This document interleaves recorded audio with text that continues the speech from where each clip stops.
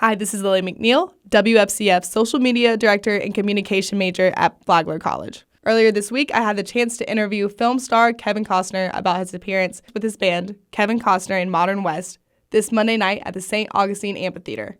Here's what he had to say.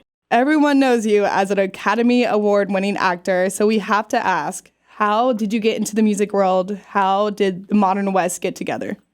So why don't I go down it a little bit? But number one, it's sometimes the thing that's hard for people to do, especially people your age, because I know I did it, and it's any age, is when you see someone, sometimes you can't put their life in reverse. I was pretty lost in school, especially in college. But musically, I was trained on the piano classically. My mom was in the Baptist church, and so music was always a part of my life. My grandmother was the choir director, and I played piano, and so music was there first. I grew up in a very conservative background, and father's from Oklahoma. They lost everything in the Dust Bowl. He was really determined that, he just worked. He had one job because he worked so hard he wouldn't let anybody ever take it. That's how scared he was. And for someone like me, who I had these kind of private dreams about what I wanted to do, it really scared him because he wanted to make sure that I could get a job and actually hold on to it. And so as I wound my way through schools, I moved quite a bit. I went to 4 different high schools, 9th grade, 10th grade, 11th grade, 12th grade. I had to finally get in touch with myself. I went to a little state college called Fullerton. It was $99 tuition. It was the only thing I could afford. It was the only place I didn't have to write some essay to get in. And when I was there, I began to feel like the sand was falling out of the bottle for me, if you will, it seemed to me I was surrounded by people who knew what they wanted to do, and I didn't have a clue, except that I knew I was a storyteller, and growing up in a really conservative background, that wasn't going to fly with my folks. But I really had to talk to myself. I had to listen to the ticking of my heart. And I don't know how many this makes sense to out there, but I thought, don't let me be good at a lot of things and not really great at anything. I really wanted to find my yellow brick road, if you will. If I could get my foot on that yellow brick road, and everything was telling me, no, you can't go into the world of storytelling, into the world of music, into the world of movies. But at one point, I literally shed everybody. I shed my parents. I shed my college friends who were pretty certain I would fail. And I decided to burn my ships. And I went to Hollywood, and it took me 6 years to get my first check, but I didn't put a calendar on my life. But while I was there, I ran into some rock and roll people, the band X, and my friends were in music.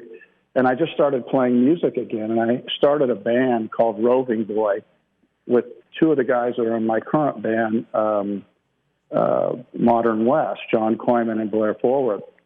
And we sold a couple songs, made some money on them, but my career started to take off in acting, and I got this really brutal critic that took me on in Hollywood and just really tried to shred me over this actor-musician thing. And he went on to point bands out, some guys who I actually hung out with. And I got to tell you, things were going so well with the acting, it kind of scared me, and I'm not a person who gets scared. So I backed off the music. I let it go. And I had a first marriage that dissolved after 20 years. I was single for about 5 or 6, and I met a woman. I didn't think that was going to happen for me, but I did. And somewhere along the line, she discovered that music, and she asked me, hey, what's this about? And I just like a kid who didn't want to take out the garbage or vegetables, I just said, it's nothing. So for about 2 years, she kept after me. And finally, she said, what is it? I said, well, look, I had this music. I really wanted to do it, and I kind of got chased off it. And I said, I don't know why I let some wimp chase me off, but I did. And I didn't want it to interrupt my movie life. And she said, well, let me ask you 2 questions. She said, are you happy when you're doing it? And I said, yeah, I am. And she said, well, do you think the people in front of you are happy when you're doing it? And I said, yeah, I think they are. And my partner, this woman, before I married her, she said, well, what could be wrong with that? And so that's a long answer to how did I come back into the music? My wife helped me come back to it. And my goal was simply to play wherever I was making a movie. I wanted to interact with the community. I didn't want to just do autographs and things. And I thought I could be in front of an audience for 3 hours, and they could see a different side of me, and no one could interrupt it. And that's how I came back to music. Building off of that, we see that a lot of your music has been in Yellowstone, and so we have to ask you, how did the TV show influence your album, Tales from Yellowstone? Well, what happened is I started this idea with, for anybody that's serious about looking into what we do, the Hatfield and McCoys was another miniseries I did that was, a lot of people seemed to enjoy it. I wrote a concept album with my band about my feelings while I was making this movie over in Romania, a quintessential American movie, but we shot it in Romania, go figure, right?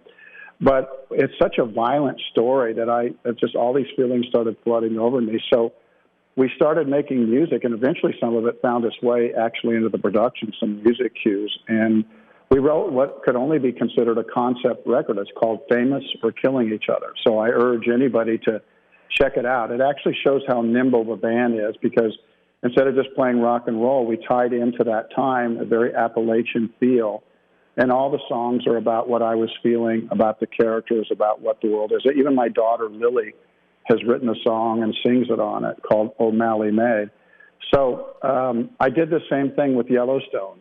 It's a pretty dark soap opera, if you will. And, you know, I got a pretty dysfunctional family and began to write about that. And the band always comes out to visit me. And what happens is they start feeding off the same feelings I am. And that's how Tales for Yellowstone came about. How does it feel knowing that Modern West songs are featured alongside your portrayal of John Dutton in Yellowstone? Yeah, well, I feel good about that. One of the things I make sure is that I'm not singing on any of those. I make sure the band is singing because I didn't want to kind of violate the idea that they're John Dutton singing. So I have songs on the album that I sing, but when it came to songs that I would put forth to be in the series, I was really determined, I thought that would be inappropriate if I was singing. If you're just now joining us, I'm Lily McNeel, and we're speaking with Kevin Costner about his music and film career and his appearance with his band, Kevin Costner in Modern West, this Monday night at the St. Augustine Amphitheater. You've had fans for many years that know you from your hit movies. How did fans react when you started touring with the Modern West? Well, it's kind of similar to when I decided what I was going to be in my life. Everybody went, what? They couldn't. How's he going to do that? What's that going to be about? He's going to fail. He's going to do. I've long since gotten over that idea. I mean, I realized that when I started playing that there would be guys specifically sitting out there in the audience with their arms crossed, waiting for my head to fall off and watch it roll into the street. But I let the music speak for the band. And one of the things I don't do is I don't separate my music from my film career, which a lot of people I think do. It's that moment where they want to put on the black leather pants and let's not talk about my movies because my movies are off limits. I'm doing my music right now. That's the only thing I want to talk about. I don't do that. And right or wrong, I don't, because I cannot separate the music from the movies I've done because most of the songs were written during the making of all those movies. And so it reminds me of where I was at, what I was feeling, what I was doing, how long I've been with the band. Our band's been the same members for 16 years. We've managed to play around the world. We played the Kremlin. We played Sao Paulo, Brazil. And we actually could play 200 nights a year if we wanted to. It's just I'm the person that can't do that because of some of the other things I have besides raising kids. So you said that you guys have been touring around the world. How long have you guys been touring for? About 16 years. Is it just so different from making your movies, or does it just feel like home when you're touring with the band? Well, the hours are better except for when the bus is driving. I mean, movies you're up at 6 in the morning. With the band, sometimes you're pulling in a hotel at 6 in the morning. But there's nothing quite like a live audience. That's why I'm really excited to play at St. Augustine. Is this your first time playing at the St. Augustine Amphitheater? Yeah, it is. But two people that have become really good friends to me, one very influential, Judd White, is from St. Augustine. So these are his stomping grounds. And so it's going to be really great to go back and play at his hometown. I think he gets to sleep in his own bed. He's such a wimp. He wants to get home, so he'll get out of the hotel room with us. But, I love the idea of playing there. Awesome. So is this your first time playing in Florida as well, or just Jacksonville? No, we played in Florida 4 or 5 times. I don't know that we ever played St. Augustine. Well, it's good. It's good to have you here, for sure. Yeah, I'm literally looking forward to playing there. I mean, I love that state.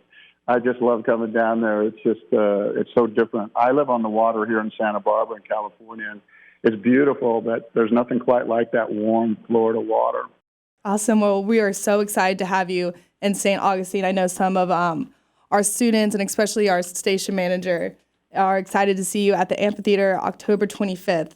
Thanks for coming to our small town. Yeah, we're going to try to reward the audience that comes. We're going to play some old songs that we've done early, and we've got like 6 new songs that no one's really heard that we're going to put into the set. That's quite a few new songs to go into a set, especially if they're not on a record or anywhere. So we're this band takes a lot of chances, and because I believe singularly that people want fresh air.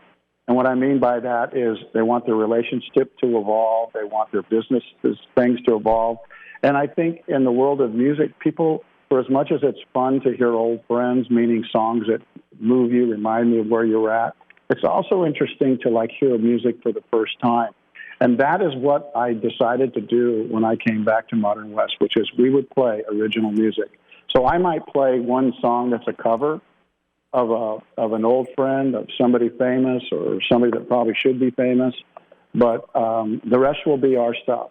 All right. Well, thank you so much for speaking to us today here. And you're welcome. We look forward to your show, and I know our listeners are looking forward to the show as well. Bye-bye. You've been listening to an interview with film star and musician Kevin Costner about his upcoming appearance this Monday night, October 25th, at the St. Augustine Amphitheater with his band Kevin Costner and Modern West. For more detailed information, log on to theamp.com. That's theamp.com. Thanks for listening. For WFCF, I'm Lily McNeel.